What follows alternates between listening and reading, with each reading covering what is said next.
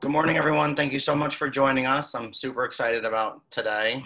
Jen is a friend of mine since before I had my real estate license. We've been friends for many years.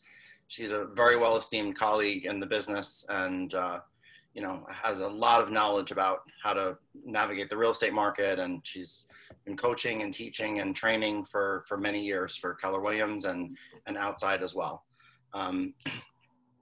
Jen, do you want me to read your bio? The bio? Sure. So Jennifer Mallory is owner and head coach of New T Coaching and Consulting. She's a rare breed of leader, trusted by clients and competitors alike. As an avid student of biohacking, Jennifer combines traditional productivity techniques with recent discoveries in human potential research to coach entrepreneurs in the creation of profitable businesses aligned with their core values. Her clients describe Jennifer as a provocative question asker who encourages them to generate and implement fresh ideas. And I can absolutely guarantee you that that's what she does for me in our relationship for many years. A forward thinker, she built her career on her ability to skate where the puck is going at powerhouse companies like ABC News and Keller Williams. Licensed as a real estate associate broker since 2003, Jennifer sat multiple terms on the boards of HGAR and HGMLS, serving on the executive board of HGAR, the nominating committee, the professional standards committee, and co-chair of YPN. A believer in affordable housing as a foundation for a vibrant community, Jennifer serves as president of the board for Habitat for Humanity of Rockland County. In addition to her private coaching practice, Jennifer is the founder and leader of the Society of Indigenous Women, an unknown networking group for women in support of developing innovative businesses that gives back to the community while generating a six-figure income. A food and craft cocktail enthusiast and lover of the unconventional, she lives with her husband and 4 kids in a house rumored to have been an exhibit in the 1964 World's Fair. And with that, I leave Jennifer, and I'm so excited to hear all that she has to talk about this morning to us. Well, thank you, Rich. And I'm looking forward to our conversation and how it helps people move forward as well. So thank you to Rich and Kathleen and Jana for seeing the importance of this topic of emotional intelligence and how it impacts your business. We're going to do a lot of experimenting today on Zoom, so I hope that's okay with you. We're going to use the chat. We're going to participate in polls. You can raise your hand. So use all the tools because this is meant to be really interactive because it's all about relationships. And that's what we're doing here today is having relationships. So emotional intelligence is a huge topic and we really can't cover everything about it in an hour-long conversation. So the intent that I have and the intent that Rich has, I know because we talked about this, is for everybody who's listening to walk away with an understanding of what emotional intelligence is and why it's important, and also to pique your curiosity to learn about emotional intelligence. They're gonna tell you the solution right now. They're gonna step it. But I want you to hear. Guys, can you please mute your... I'll step it. What do you mean? Can you mute? He'll explain Can you mute yourselves? to bring it down. All right, thank you. So hopefully what you will walk away with today is a curiosity to learn more about emotional intelligence and to practice it because it's really a set of skills that gets better with practice. Knowledge doesn't really help it. It's the skills that help. So this is what we're going to cover today. What is emotional intelligence? Why is it important? What impact does it have on your business? The 4 disciplines of emotional intelligence, and then Rich and I are going to have a discussion about some case studies in real estate, and we want to hear from you about how you see this playing out in your business. So Kathleen, we have a poll, and let's play around with it and send out the poll question. Oh, there it is. So if you are here, please take a look at the poll, and we're going to take the same poll a little bit later because we want to find out what you've learned. So I guess I have to take it too. I took it.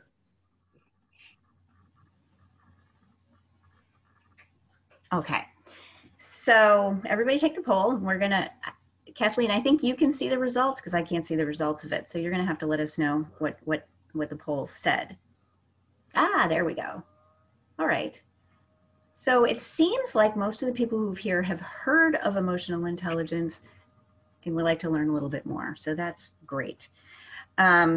So I want to know from you before we start this conversation, if you can just type the answer in the chat box, what is it that you hope to walk away with from this conversation? I mean, what was it about this topic that had you show up today and give an hour of your valuable time to learn? So I'm interested in hearing that. So if you could just type in what you think in the chat box, that would be great. And then Kathleen, if we could just move to the next slide. All right. I think we skipped one. We skipped one. There's one in between. What is emotional intelligence? There we go. What is emotional intelligence? So emotional intelligence, as defined by Daniel Goleman, who is the New York Times best-selling author and journalist, who wrote the book in 1995, popularizing the term emotional intelligence. And the way he describes emotional intelligence is how well we handle ourselves and our relationships. A lot of people think that being emotional is the same thing as emotional intelligence, and it actually isn't. Being emotional means that you respond with your emotions, but people who respond with their emotions don't always have emotional intelligence. I mean, I think we all know that. I think we all know that. I think we've all been in situations where somebody say, "Let's go," their anger, and just sort of blasts it all over the place without really being targeted in, you know, what the anger is or why what they're looking to achieve with it. So emotional intelligence is really honoring the emotion that you feel in yourself and being able to have the skill to use it as a tool to handle your relationships with others. So a lot of people use the terms EI, which is emotional intelligence, and EQ interchangeably, and they're not actually exactly the same thing. So EI is, as I said, it's this description of how well we handle ourselves in our relationships, and EQ means emotional quotient, and it is a way to measure how well it is that you're doing with your emotions and where you can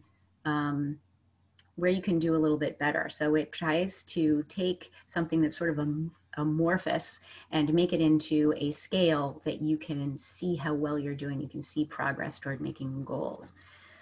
So in the past, people have really focused, and I think we see this in our educational system, is on the IQ of people. So IQ is obviously intelligence quotient, and it is something that for a little over 100 years we've been able to measure and put on a scale.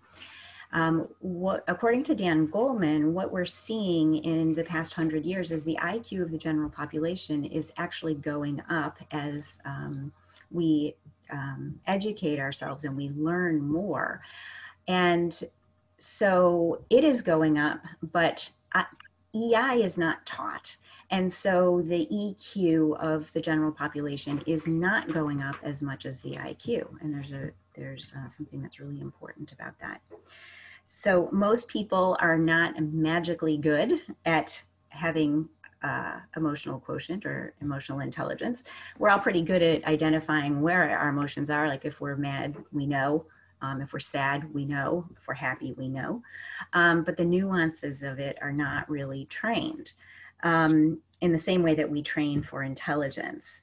And I was saying to Jana in the beginning of this call, you know, I wrote this talk that I'm having today, and I got an email from my son's school saying we're taking 3-hour block on a particular day to train your children in emotional intelligence. And I got so excited because that was the first time that I had ever heard that a school was going to be training my children particularly in how to manage their emotions. And extremely important. It is part of anti-bullying, and a lot of schools have anti-bullying, but it is not taught how to extend that into other areas. So I just want to take a look at the chat for a minute to see what people are looking for in the conversation. So Rachel wants to learn something new in a world of tech training. Yes, this will enhance your tech training, Rachel. Anything that's an advantage in the business, yes, we will talk about that. Ways to strengthen your level of emotional intelligence. Jana, you are one of the more emotionally intelligent people that I think I've ever met, so I hope I have something to teach you.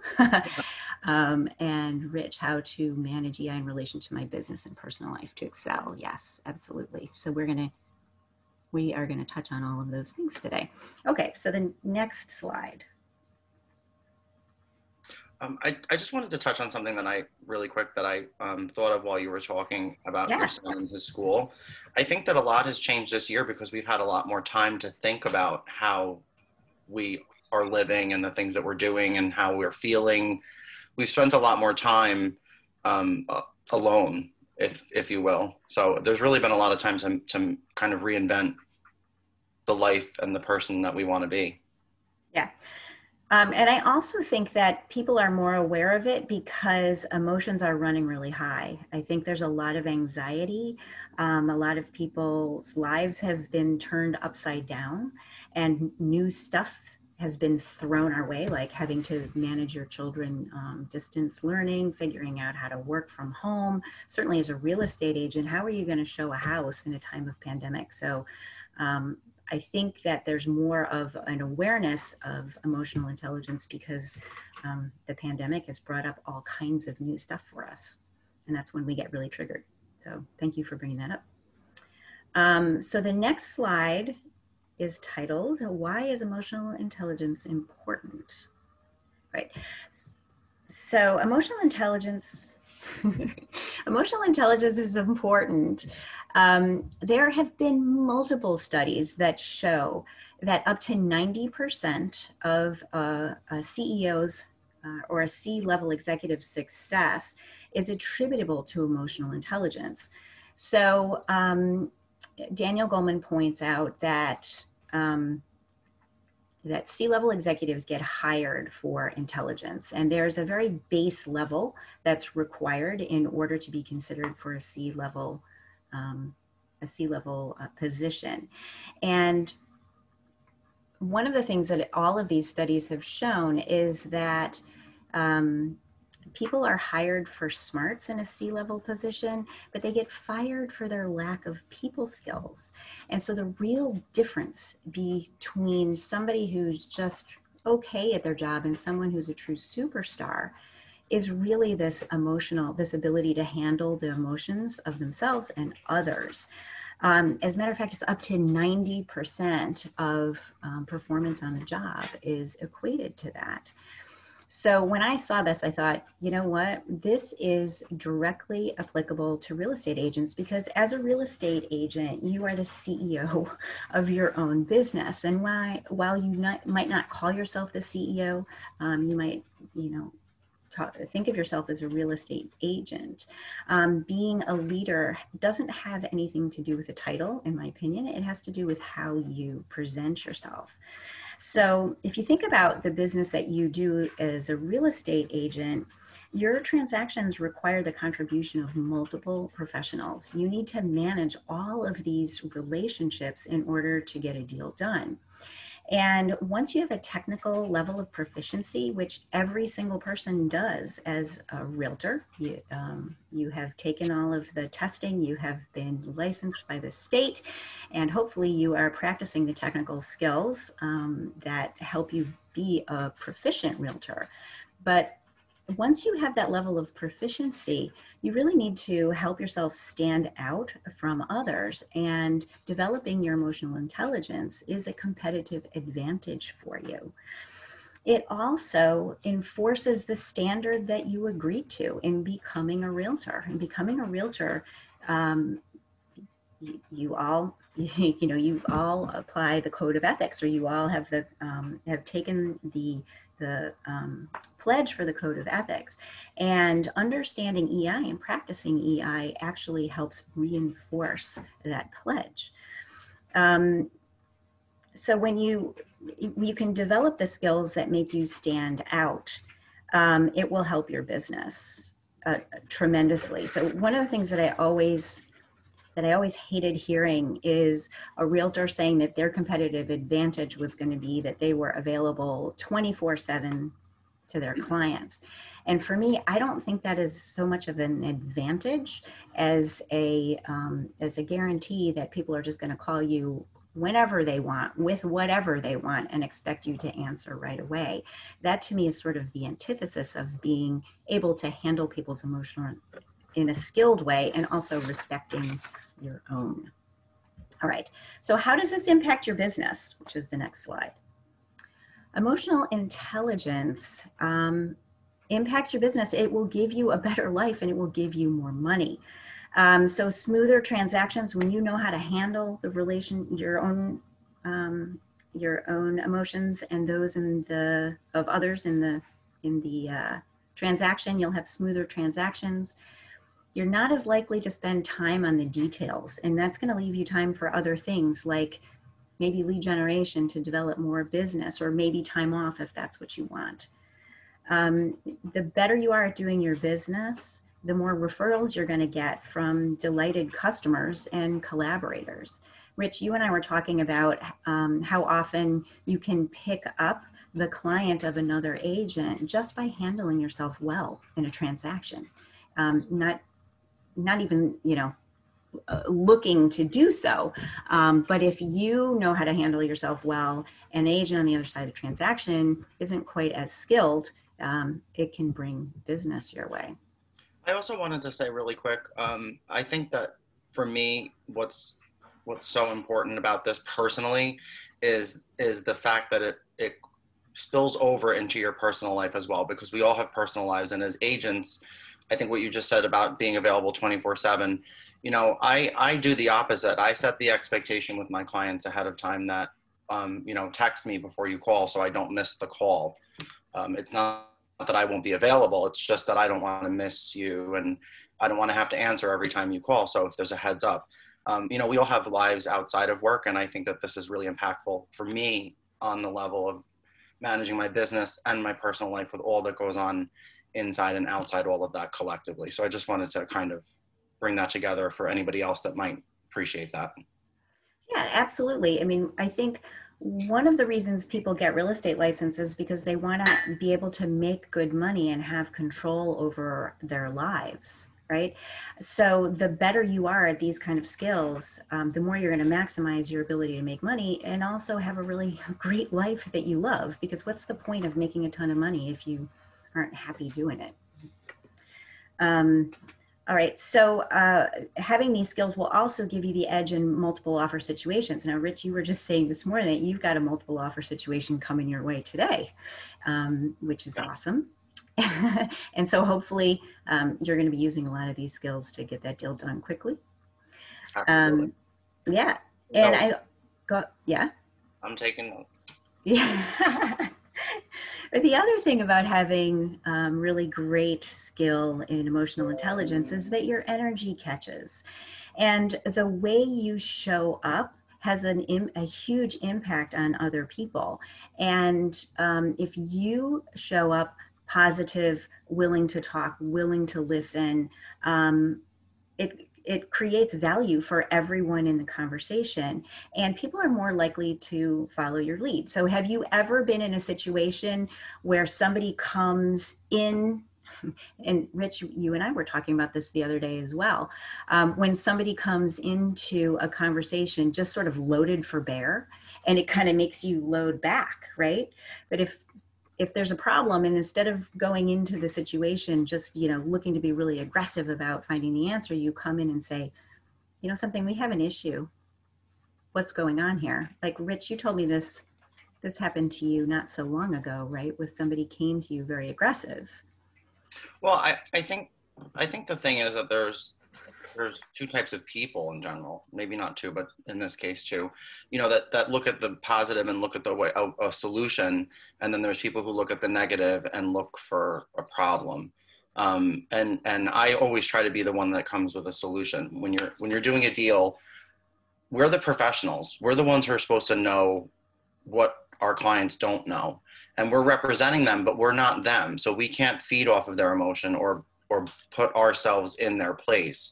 Our job is to manage their expectations, manage their emotions, and get the deal done.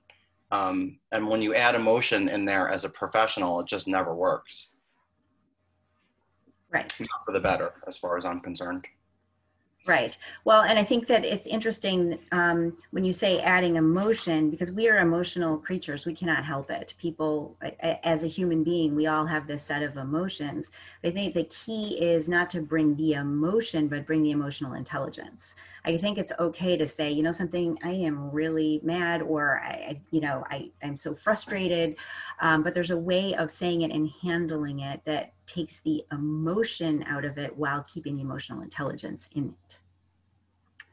All right. And so we skipped ahead a slide, but there are 4 disciplines of emotional intelligence. And the first is, so there's self-aware, there's self-management, and then there's societal management, management of others. So within self-awareness is knowing what you feel and why. And this is actually foundational for all of emotional intelligence. I mean, if you don't understand your own emotions, and if you can't manage your own emotions and cannot identify your own emotions, there is just no way that you are going to be able to have the kind of impact that you want. So you have to spend time really becoming aware of what your own emotions are and coming up with the tools to handle them. And there's all kinds of different ways of handling things. But self-awareness is really the basis of intuition. It's the basis of making good decisions. And it's also a moral compass to know the difference between right and wrong. And to be able to have the fortitude to stand up when things are wrong, because sometimes that's the hardest position to be in, is to stand up for something that's not popular, but is the right thing to do. So the second, did you want to say something, Rich? No, I just said I love that. Oh, yeah. You just said. Yeah.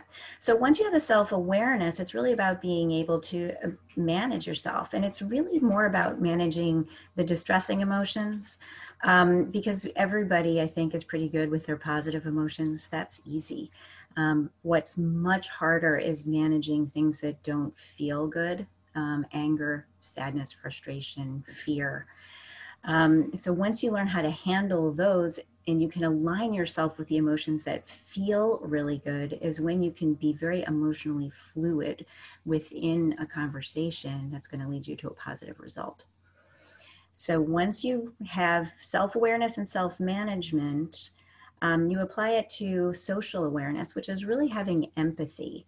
And from my perspective, that's one of the biggest things a real estate agent can do, is have empathy for people on the other side. Doesn't mean you have to agree, doesn't mean you have to bow to whatever their demands are, but it does mean that if you can see them as a person who has a particular aim or something that they want to achieve, it becomes a lot easier to see possibilities that you could create a satisfactory outcome for everyone involved. So social awareness is really, empathy is really the bottom line in social awareness. And then relationship management combines the other 3. It's the intersection of where your self-awareness, your management of your own emotions, your empathy for other people combine, so that you can really create new possibilities for yourself. Each one of these, so this is just sort of a high level for what emotional intelligence is, and each discipline has competencies within it. And so I'm going to give you some resources at the end, and I encourage you really to poke around in those resources and learn about emotional intelligence and the different disciplines, because everybody is different with the different composition of what that looks like in your life, and strengthening your weakest competency will raise all of your other competencies. All right. If anybody has ever read anything up on this before we had this conversation, can you just type in the chat so we can all share with each other what we know so far? All right. And then, so we've got our next slide, which is emotional intelligence in action in real estate. So this is where Rich and I are going to talk the way we always talk with each other and kind of riff on each other's experiences, and hopefully you all will join in the conversation. Yeah. All right.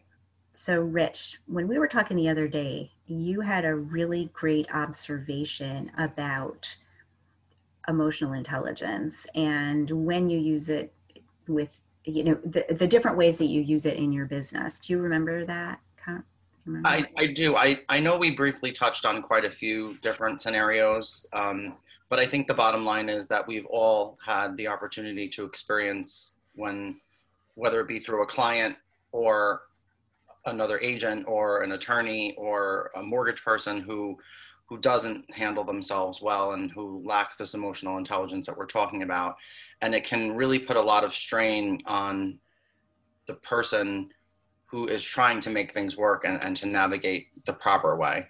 I think we've all had that experience. I can't imagine none of us have never been through that. And if you haven't, then lucky you. I know I have. So, and it happens more often than not. I think that's one of the things that I've really tried to work on myself through the years. I'm going on my 6th year in real estate now. And in the beginning, I was not the same agent or person that I am now. And it takes a lot of time and effort, and you have to have goals for yourself. And it's funny because I really, in quotations, knew nothing about emotional intelligence, but focus on it so much without even realizing it. So I think if everybody kind of thinks of a scenario that it happened to them, I think that's what we're really leading up to is how did you handle it? How could you have handled it better if you didn't handle it well?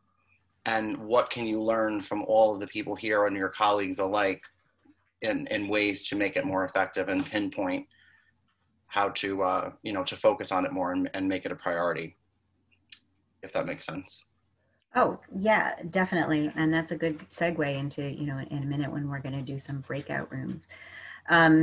So one of the things that you pointed out, which I thought was really great when we were talking about this, is that there's different ways that this shows up, right? It shows up in agent-to-agent relationships. It shows up with client relationships. And sometimes you might have just one of those things going on where you're having some trouble.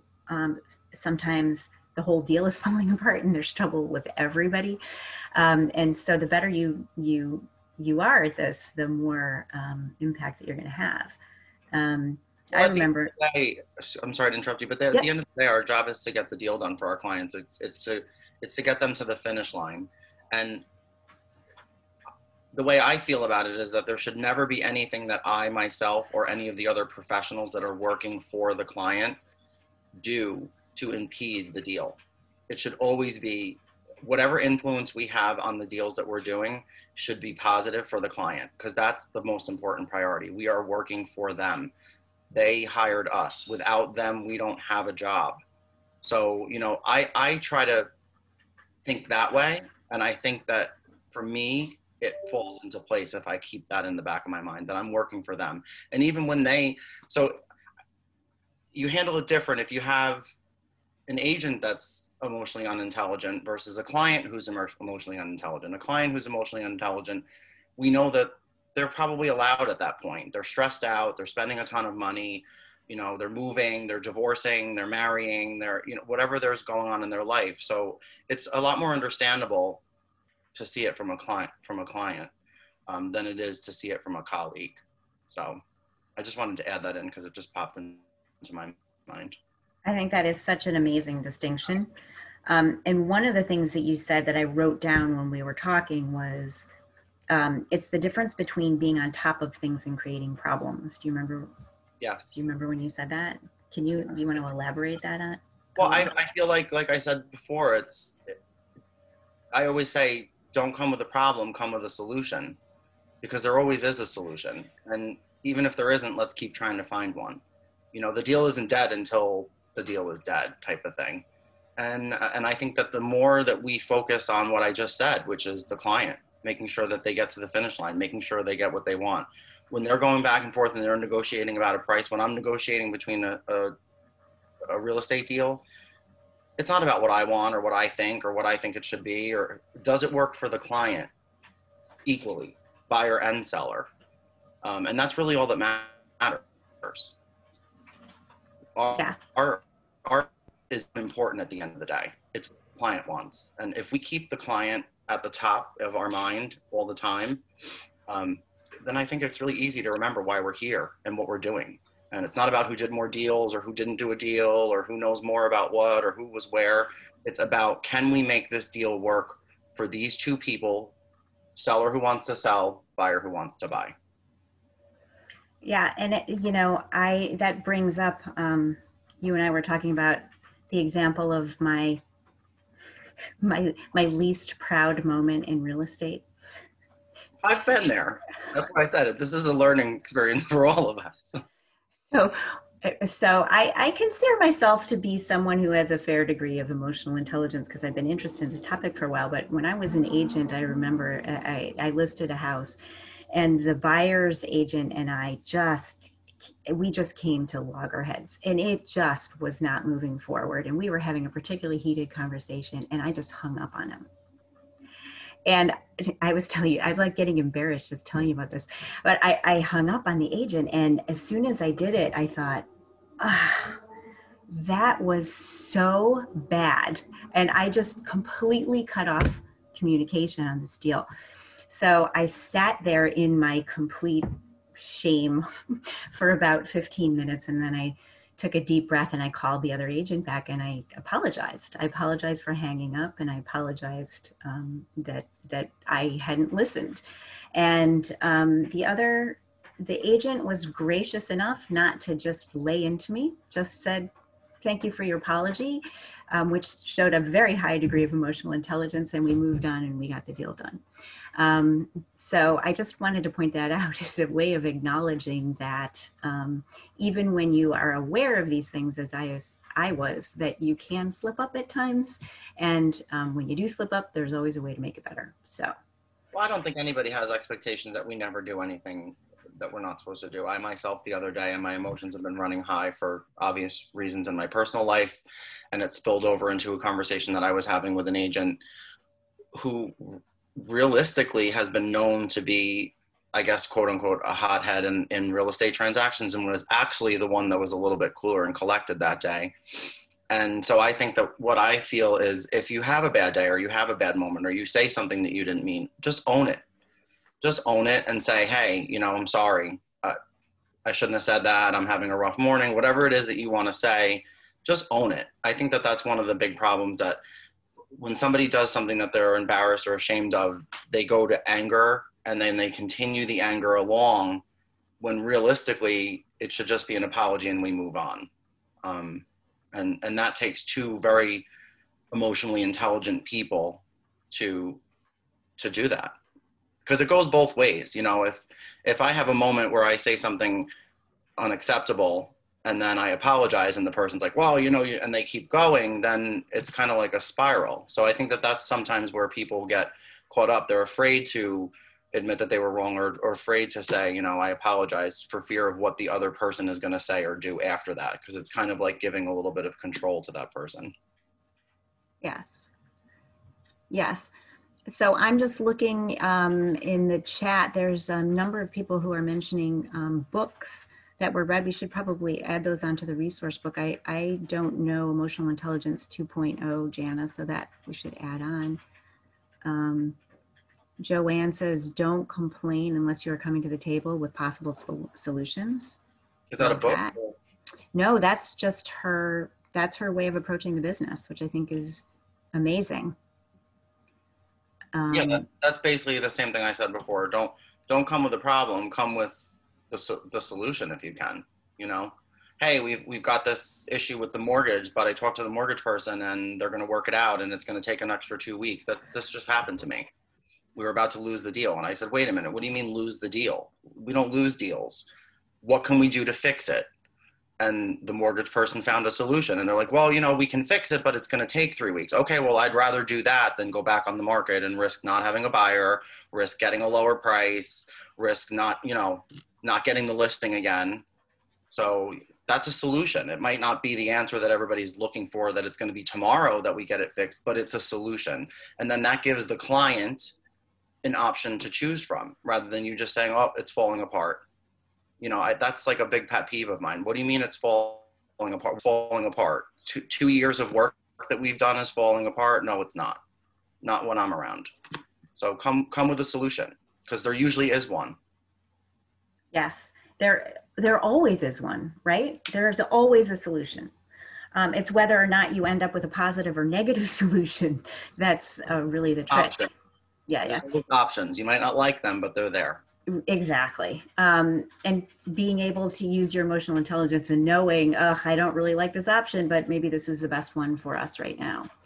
And Gail is a great question. What are some techniques to manage an agent on the other side of the deal who lets their emotions interfere? So I want to hear from you, Rich, but there are three things that absolutely I think make a huge difference. One of them is the ability for you to ask questions and really understand where that person is coming from and acknowledge that you hear them. So repeating back what you heard them say so that you have agreement, that you are understanding their position. Because a lot of times, especially in the heat of the moment, we believe we hear something that's not quite what the other person intended. So if you can repeat back to somebody what you believe they said, it does a number of things. First of all, you have absolute assurance that you're understanding where they're coming from. They feel heard.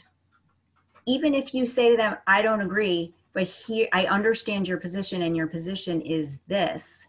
That when people feel like you heard them, they are more able to engage in a conversation that moves to a different level. When people don't feel that they're being heard is when they don't feel respected, which is why I love the technique of asking a lot of questions to make sure that you're clarifying, then repeating back to the person on the other side, here's what I heard you say, and then be able to lay out your position in return to help move forward. Does that make sense, Gail? Good? Anything? Fantastic explanation, and it really pinpointed everything that I wanted to say. Yeah. I think repeating it back to them is probably the standout for me, because it allows them to hear what they said. And it allows you to make sure that you heard correctly, right? Because as I said, sometimes and also language is so imprecise, and the intent I have for one word might not be how you understand that word. So if we're saying the same words, but there's different intent behind them, that's when we can, really get tripped up. So repeating back to somebody in your words what you believe they said allows you to see where there might be a gap in understanding, if that makes sense. And it's actually pretty hard to do. And where I learned how to do this, and I can say this honestly, is with my ex-husband, right? Where better to really practice these kind of techniques in a way where it's highly emotional and highly personal. And once I became successful at doing it there, I became way more successful in my business in being able to do it, because I had already confronted the thing that meant the most to me, because it was about me personally. And can you say that again, Jen? What? Can you say that part again that you just said? Which one? Once you did it in your personal life, you said? And then Yes, once I was able to do it in my personal life in a way that was of high importance to me, it became a lot easier to do in business as well, because I had already done it in the hardest part of my life. And I realized what a huge benefit it had there. And so then I started using it more in business, and it really started to make things a lot easier, more smooth. And I repaired some relationships in business that I could have lost, and I would have lost a lot of opportunity if I. That's an if I amazing hadn't done it. analogy for me, because I think when in our personal lives, which we all have them, when we're around our everyday people, our partners, our spouses, our friends, our family, we feel more comfortable to act the way we feel like we want to act at that time. So there really is less pressure to use our emotional intelligence when we're alone with our personal life and our personal selves. So I think, and I touched on this before, and you kind of reaffirmed what I was thinking, and that's, if you do it all the time, it's just a natural thing. And I think the hardest part is doing it in your personal life. Just for me. Oh, I've had to manage a 100%. lot of expectations lately, though, with my family. So I keep thinking back to that, and I'm thinking, if I can handle that, then I can surely handle it in my business. I know, right? And isn't it amazing, like once you do it and you realize, oh, I didn't die. It actually made things better. Then it gives you the confidence to use the techniques in business as well. So Joanne is saying that she believes that most people hear but don't listen. Oh, I love that comment. I totally agree with you. That we believe we're way better listeners than we actually are.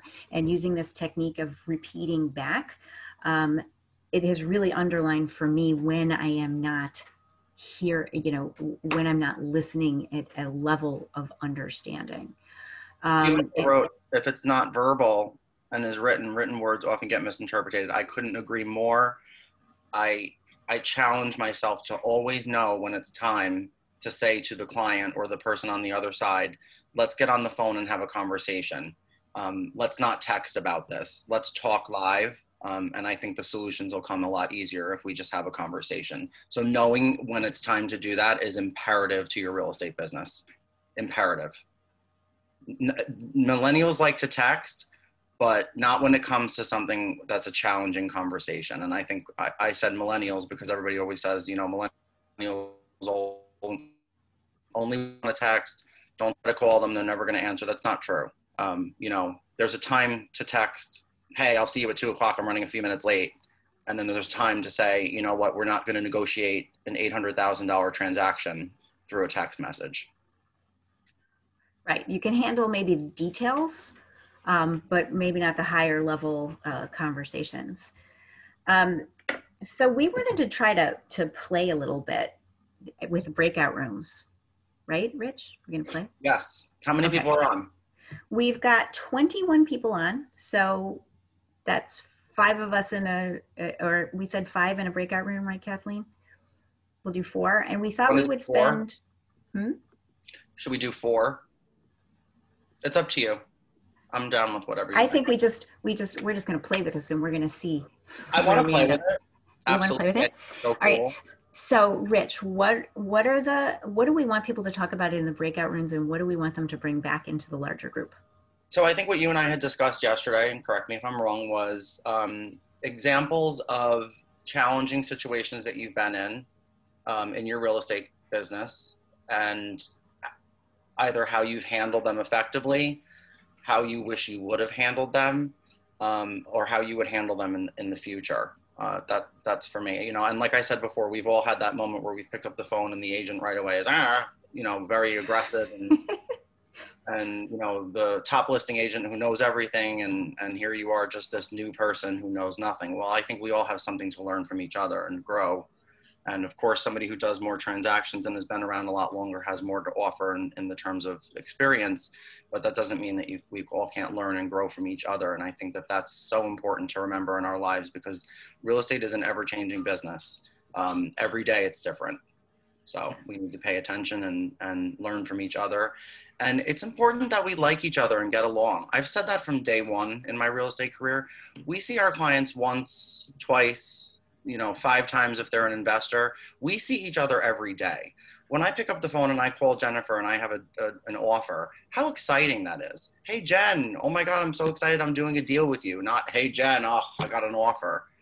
It's going to be fun. This is Right. people business. If you don't like people, you're in the wrong business. We have to like each other. So Totally. And your point is so on point, that there are so many different techniques for actually doing this. And that's kind of what we wanted to discuss in these breakout rooms. What are your great techniques? How do you do this? So let's break out for like challenging. My question for everyone, and Yeah. then you can have your own question. My question for everyone is in the breakout room is, what situation did you have that was challenging, either with another agent or with a client? How did you handle it? Was it effective? And would you have done it differently, and how? That's a big one. All right. So everybody got it? So Kathleen, can you break us up into groups and we'll take maybe, and for how long? I don't know. Oh, you're the master. Like 5 to 7, 6 to 7 minutes. Minutes, I would say. Okay, 6 to 7 minutes. Because we're playing, right? Yes, and this is the first time I've done this, so please bear with. I love it. Okay, breakout rooms. I'll do 4 breakout rooms, right? That works. Okay, and I will, and then I'll give you like a 60-minute notice when it's time. 60 second. Yeah. Okay, ready? I love what Opening Gail up the said. rooms. Oh, she's just.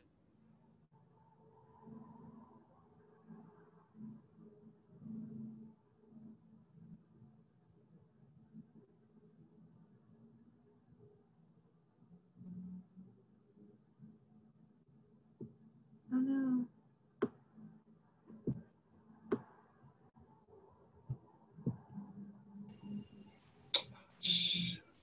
Sorry.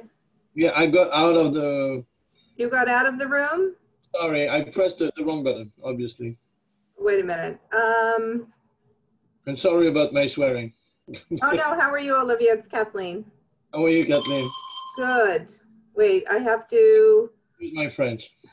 Is everybody in their rooms? I was. Gave us 22 6 sections. Oh wait, Yeah, I need, 6 seconds. sorry, I need to recreate. Gosh, time flies when you're having fun. Let me start again. Sorry, guys. We get to say hello. Rooms. It doesn't tell me how long it is. Open all rooms. For how long?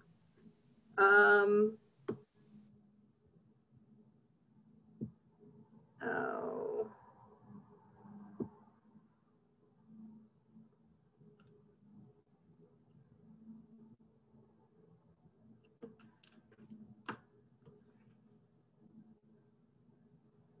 Is everybody in their rooms?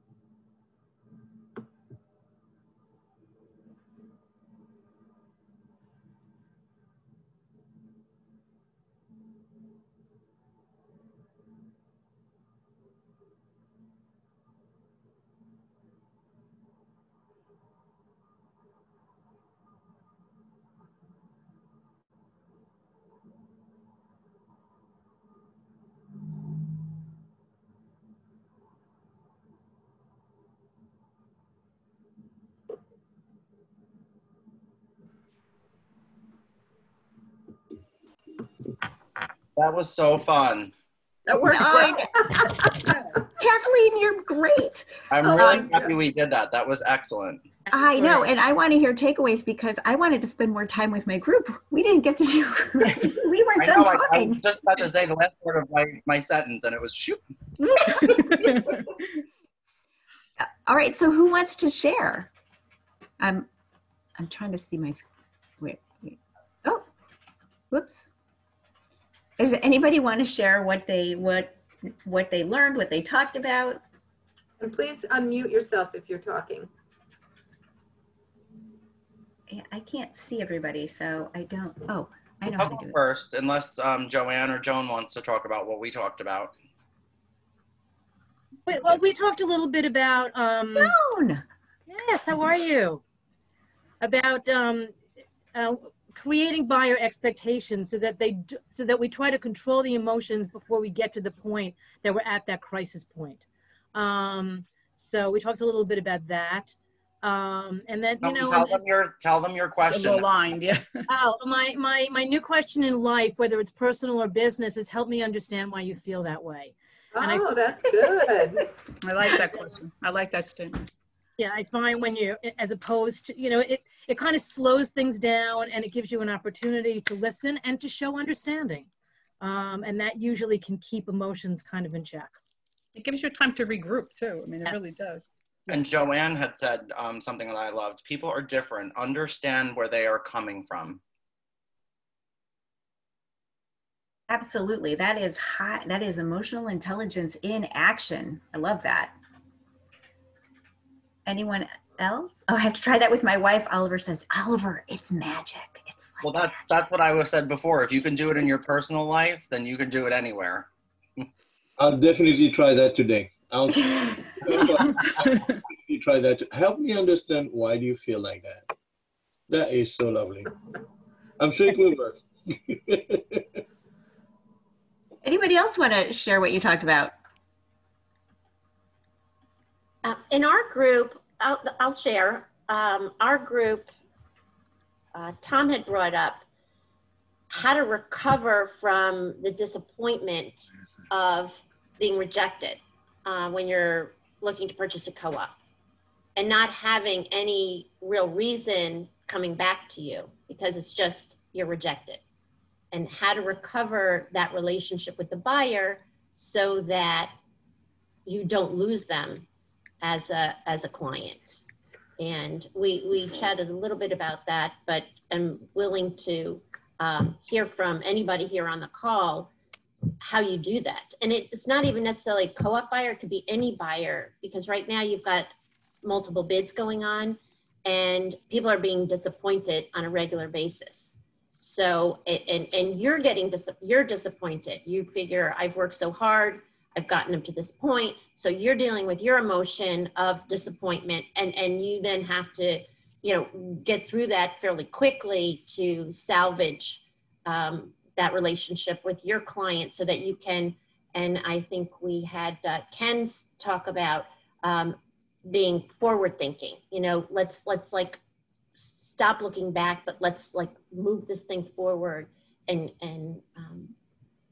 look for another solution, another house, whatever the case may be. I think that's why we, go ahead. I think that's why we talked about how important the buyer and seller consultation is at this point. If you know, if you can do that kind of conversation when you're not in the middle of a heated transaction, it's a lot easier to, you know, address and to talk it out a little bit, even if it's hypothetical at that time. Well, going back to what Jen said before, don't create unnecessary expectations for yourself. We cannot carpet the world. We can help the client understand the market that they're in, but we can't miracle the deal together. There are multiple offers on houses. We come in as strong as we can. We can't overdo it because then we're going to have buyer remorse. And one thing that I always say to my buyers from day one in this business that I started, because I've seemed to always have a market that's multiple offers, is you're always going to end up with the house that you're supposed to have. And as hard as that is to see when you're going through the situation, it always comes true when it happens. And I've had so many buyers tell me, oh my God, that was so helpful. And it was so true. We're so happy that we ended up where we are. There's a reason things happen, yeah. But don't create false expectations for yourself. You're not a miracle worker. We're just here to help the client understand what their options are and how to navigate the market to the best of their ability. Right, and how to put them in the best position. How to put them in the best position, buyer or seller, to be able to negotiate. Get your pre-approval, put your best foot forward, and hope for what's supposed to be and what's meant to be. Yeah, I mean, we had even said in our group, you might even ask the question, you know, do you have the stomach for this? This is what's going on right now, and it's highly likely that you're going to be in a multiple situation and not get it, or it's possible that you're not going to get accepted in a co-op. And I think, you know, can you deal with that? If not, this may not be the time for you to be buying. And I know people who have walked away from buying right now, and sellers who are not selling because then they don't want to be in multiple situations on the other side. So again, also agents knowing, do you have the stomach to handle what's going on?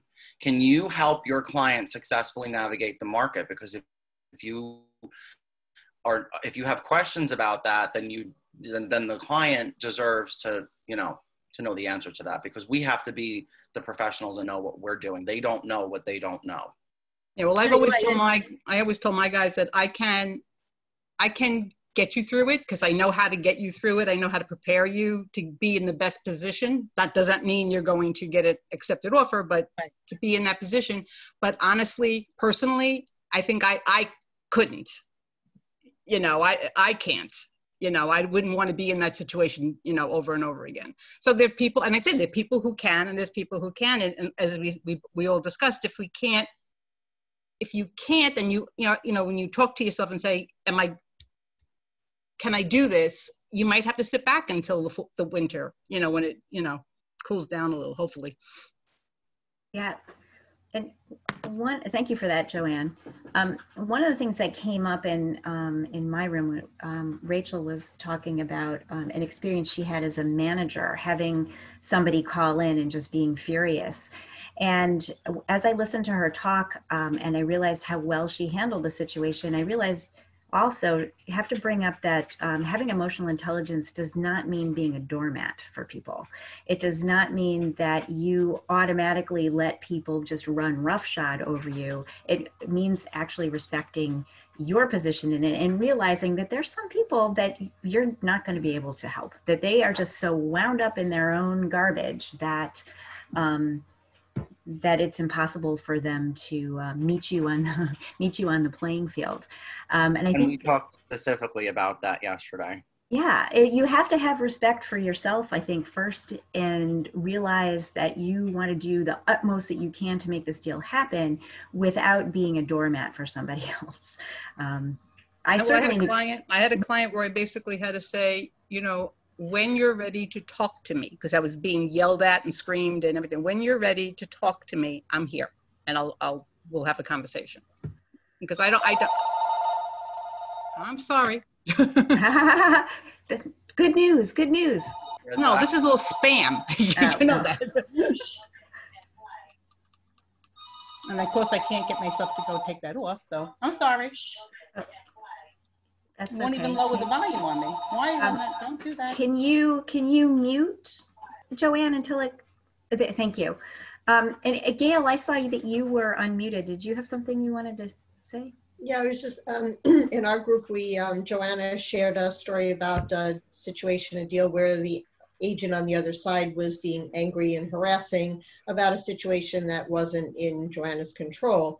And we talked about how sometimes it's very helpful, you know, when we do have that emotional reaction, instead of firing off those emails and making those angry phone calls, write down what you're feeling, write it on a notepad, write it in a draft email that you don't send. Because kind of like your story, Jennifer, where you hung up on the other agent and then you went, oh my God, what did I just do?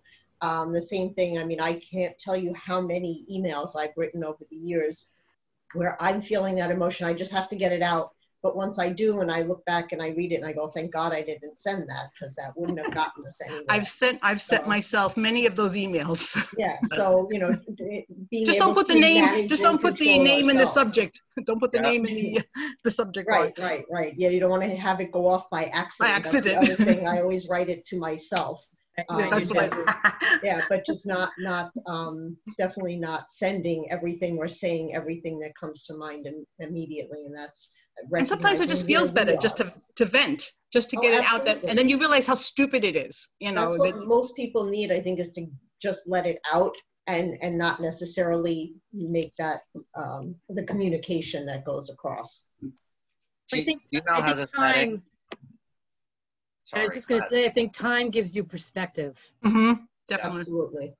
Gmail has a setting that you can put, you know, when you're going to send an email, and it gives, I think it's up to a minute. You can to delete it. Yeah. Sending, and it says, you know, it asks you, do you want to cancel sending? So I set mine to a minute just in case, and then it goes out if it wants to. But when you're angry, a minute isn't long enough generally to calm down and rethink that. So I think that's too little time. So true. So true. So I've heard a number of things, starting with being prepared to prepare your clients for what they're going to be going through, and to really understand if they're going to have the stomach, and if you're going to have the stomach to do what needs to be done in this market. I've heard that help me to understand, thank you for that, Joan, that allows you to really step back and let other people feel like they're being heard. I like to say, tell me more, because sometimes I can't get all the way through, help me understand. So tell me more. That there are different techniques that you need to blow off your own steam, and to recognize when you are being triggered by something, and do whatever it takes to manage that, whether it's taking 15 minutes to walk, whether it's writing an email, whether it's calling somebody, and just getting that negativity out so that then you can really focus on the issue. And one of the things that I always try to remind myself is that it's about the idea of what you're trying to do, and it's not about the person. So I try to depersonalize as much as possible what's going on, to be able to handle just the details of the transaction and take as much emotion out of it as possible, because emotion is really the thing I think that trips us up a lot, is just getting really emotional. All right. So that's what I heard. Does anybody have anything else they'd like to contribute from what you heard from the breakouts? Those were so fun, weren't they? I love that we did that. Try something new. I love trying new stuff. If we are to Zoom, let's do it as fun as we can. I also think Jennifer, when you were talking, like another thing that I was thinking about is when you are getting angry at someone else, I think you have to ask yourself, what is it about me that is Right. making this person hit a nerve in me? And Joan, you make a good point, because honestly, since COVID, I've been doing a lot of meditation, which I never did before, and that has taught me to, okay, I feel anger, and you say, goodbye, anger. I know I feel it. Goodbye, and not dwell on it, because the more you dwell, the more it grows.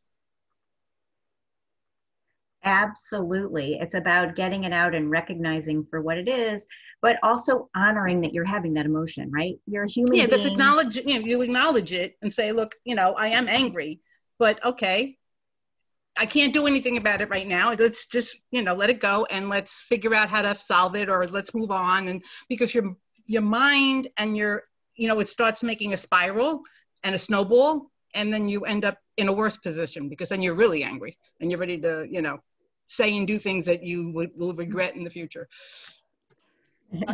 I had put something in the chat just before we went into the breakout rooms about history. And I think that's really important, because I found myself in recent situations where there's a history of communication with another person, and that taints the current communication, and that you have to be able to put that history aside, because that can stir up emotions from the past, and that doesn't benefit the current situation, which is, I'm sure, in 98% of its terms different than the previous. So that's another way to, I think, help manage some of these emotional situations. Yes, very much so. A quick question, if I could.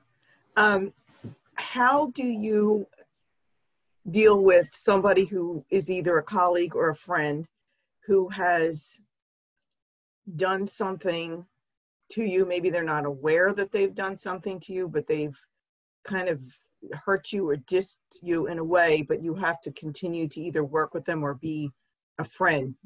And you're angry, but you haven't expressed it, but you're having trouble moving on. Do you sit down with a person and say, hey, look, I'm really upset with you because of whatever, or do you just try to let it go? I always try to address it. Because I feel like if I don't, it ends up being a history that I carry around with me, and I never can let go of that feeling that I had. I do it more probably in my personal life than in business, because I think that your personal relationships are things that are more continuous in your life than business relationships, unless it's somebody that you're seeing every single day. And so I know one of the things that my husband and I do to try to make sure that we're addressing all of these things is that once a week, we'll sit down and say, what is it that I did this week that you just never want me to do again? And it allows us to bring up in conversation things that in the heat of the moment we just sort of let slide, but are really kind of bugging us. Yeah, it's but then festering. that's festering. So we get it out when there's not the emotion attached to it. And so then you can say, oh, I'm sorry, I didn't realize that happened, or whatever. I bother him a lot. It's almost like addressing it and then forgiving them so that you can move on. It's almost like that, Yeah. But then we always end the conversation by saying, what is it that I did this week that you never want me to stop doing? And that is also a revelation, because sometimes you're doing these little things and you don't even realize what kind of impact they have on another person. How important it is. So I think that that may be a way, Mary, of having the conversation with somebody about something that was really hard, to frame it in that way. This is something that, I just really don't ever want this to be in our relationship again. And then here's some things that you did are really great that I'd love to see more of. Yeah, because a lot of times the other person doesn't even realize they did or said something to you that triggered something. And I'd love to add to that, because if you listen to what Jennifer was saying, she directed at herself, used I a lot. You you came at it from your perspective. And one thing I've learned over time is if you have good news, you lead with you. Like you did an awesome job today, Jennifer, you know, with the workshop. If you have something that is not good news, or it's difficult to talk about, or is a conflict situation, you want to lead with I, you know. Jennifer, I want to share with you something that I'm feeling, and I want to talk to you about it, versus the you, which puts people on the defensive. So it is about planning that conversation if it's a difficult conversation, and think about that first sentence, because that first sentence out of your mouth is going to either put the person's back up, or it's going to allow them to hear you. Hear you, definitely. So, and I always say too, it's not what your intention is, but it's how it's perceived by others. Because sometimes your intention is one thing, but it's not perceived that way by someone else, and that's what causes issues. Yeah. Jana, are you familiar with the Fierce Conversations framework? Susan Scott? Yes. Yes. As a matter of fact, I'm reading her now. Oh, are you really? Isn't that funny? Yes. Yeah. Well, I love what you just said about the distinction between when you use I and when you use you. And now I love this because I learned something today. I've never heard that before, and I'm going to be more aware of that. So thank you. That's my takeaway from today. And I have used Susan Scott's framework when I had to have really difficult discussions, like firing people. It's a very, very difficult thing to do, but if you can sit down and actually write out the framework for the conversation, it allows you to have a result more that you are happy with. Get everything out. You make the other person feel heard and honored, and even if it's difficult, you end up saying what needs to be said. So, and I think also in Susan Scott, it's never 100% zero. I think part of her framework is recognizing your contribution to whatever is going on at the moment and taking some responsibility for that. So that it's not an attack on another human being. And so whatever. Yeah. Yeah. So thank you for saying, she talks about it. Where are my fingerprints on this? And I sort of love that because it means, yep, you were handling it. It ran through your hands as well. For anybody that's interested in pursuing Susan Scott and her Fierce Conversations, if you go to the NAR library, you can borrow it for free for 14 days, and you can hear the audio of it. Jana, is there a way that you could send maybe to the YPN group the login instructions for that? Because I could never figure out how to do it. For some reason, I can never get in. Yes, and I appreciate that because it's not always easy. Once I figured it out, I was very happy. But yeah, sure, I've been trying because that's such a great resource for everybody, but I never could figure out how to log in. Absolutely, I'll do that. Thank you. And you know what? How much do I love that NAR has that available? That's tremendous. Great. Yeah, because these are the kinds of things, you know, you can have all the technical skill in the world, but if you don't have the skill in dealing with other people, you're just never going to be as effective as you could be, 100%. So we are coming to the end of our time together. I totally enjoyed this conversation, and I really appreciate all of you being here. And so, yes? Just quick, I had put it, made the comment about taking the history out of the conversations, and Brenda put a question in the chat that rather than me answering, I was hoping you would answer. Okay, so Brenda says, what if you put the history aside and the other realtor doesn't? How do you solve that? Well, here's the thing about other people. Bless you. Bye, Rachel. The thing about other people is that you have absolutely no control over what they do or do not do. So my advice to that is that you come from a place where you have put that aside. And if it comes up again, to just acknowledge it in the course of the conversation, try to have the conversation and then just move on to what it is that you need to do. Yes, you cannot carpet the world. It's 100%. And Some people, you're just never going to be able to get them to put it aside, and you just have to be good with yourself in it. And I think also be the better person. If I can say one thing that I said before that I think will help maybe explain that a little further. Also, for me, what I would do is I would say, how can we get past what's going on between the two of us and remember why we are here for the client? Yeah, agree. I think should not trying be to about refocus on what's in the moment and the people that it's affecting other than the two of you. Right. It's not like you and I, it's they're the buyer and the seller that they're supposed to be, you know. I love that. That's awesome. Excellent. All right. So our final slide is about a challenge that I have for you. Because imagine if everybody in the world could behave this way, emotionally intelligent and really being able to express themselves and allow other people to express themselves. How would this change? It would be just so much easier to get through life, wouldn't it? So my challenge is this, because we know that knowledge is actually not power, right? Knowledge is only potential power. And knowledge only becomes powerful when you actually put it into use. You must practice what it is that you know. So here's my challenge for you this week. What are you walking away with that you're going to implement in your business this week? So what are you walking away with today that you will implement in your business this week? And I want to challenge you to to think about that today, and to take a week and put just one thing into practice. And then on Thursday, October 22nd, go to the YPN Facebook group and post what it is that you implemented in your business, what you took action on, and what the result was. Sharing this with everybody. I'm sorry? And don't forget to like the page. And don't forget to like the page. Because this is a way for us to share the collective knowledge, because the more we know, the better we do.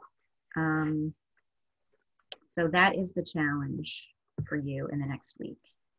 And I can tell you right now, what I'm going to be doing is what Jana said about the distinction between I and you. And I'm going to be very aware of that for this week. So I know we have some fewer people now, but Kathleen, would you run the poll once again? I want to see how we did today. And could you also, you said you were going to give us some resources to read. I will, let's see. Let me see if I can.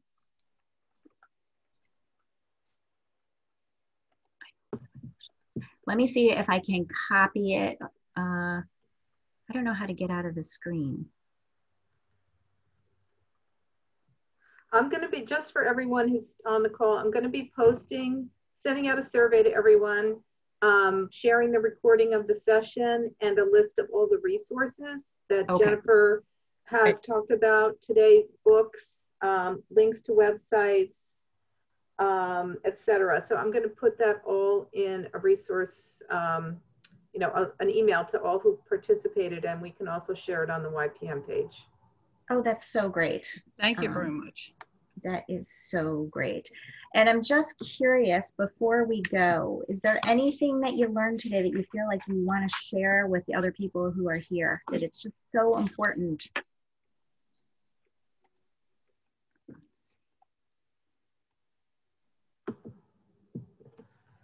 All right. Hey, we did pretty well. So our numbers went up. Now people know about emotional intelligence, know a little bit about it. Hopefully you have something that you're going to take away from it and you're going to implement in your business. And I wanted to leave you with a quote from the Harvard Business Review, which is one of the resources that I'll be sending out to you. And this is what they said back in 2003. And think about this quote in the context of what's going on today. So this is from 2003. In hard times, the soft stuff often goes away, but emotional intelligence, it turns out, isn't so soft. If emotional obliviousness jeopardizes your ability to perform, fend off aggressors, or be compassionate in a crisis, no amount of attention to the bottom line will protect your career. Emotional intelligence isn't a luxury you can dispense with in tough times. It's a basic tool that, deployed with finesse, is the key to true professional success. I love that, and I need it in writing. I will send it so I can to read it you. 100 times. Yeah, Need to put that on right in front of my desk, you know. Maybe Kathleen could include that quote in the follow-up stuff she sends out. I would love that, please, because I think That'd be everybody needs great. to hear that. Absolutely. Send it my way. It's such a It says it summary of all. everything we talked about. Excellent. Well, thank you so much for your time today. If you would like to reach me, you can reach me at New T Coaching. That's NEWTEA coaching @gmail.com. And I look forward to seeing you all again sometime and continuing the conversation, maybe in the YPN group. So thank you. Thank you. Thank you. Bye, everyone. Bye, everybody. Bye-bye. Bye. Thank you. Bravo, Jen. Well.